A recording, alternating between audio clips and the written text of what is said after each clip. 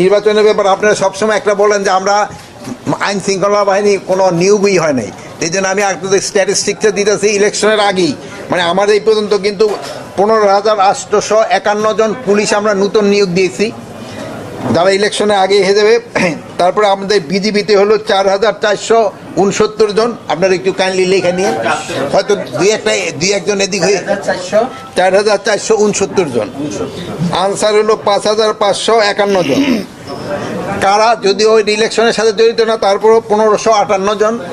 আমরা ফায়ারে নিয়োগ দিছে 204 জন, প্লাস আমরা র্যাবে যারা ছিল প্রায় আমরা অলমোস্ট আগের র্যাবের থেকে আমরা নতুন র্যাবে নিয়ে আসছি, প্লাস আমাদের কোস্টগার্ড তো জানেন নেভি থেকে আনা হয়।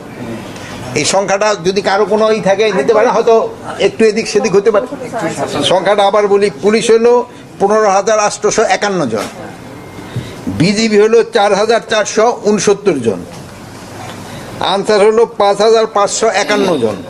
ইসের ক্ষেত্রে মেইনলি অফিসারদের সংখ্যাটা আমি এখানে বলা হয় নাই, মানে আমাদের তো নিয়োগ দিয়ে এই সরকার আসার পরে এই নিয়োগটা কোন কোন পর্যায়ে স্যার, মানে কোন কোন লেভেলের, কোন কোন এসআই থেকে শুরু করে কনস্টেবল, এসআই এখন তো পুলিশের নিয়োগ তো এখন তিনটা লেভেল না, তিনটা, একটা হলো কনস্টেবল আর একটা হলো এসআই, এএসপি সংখ্যাটা আমরা এখানে আপনাদের বলিনি।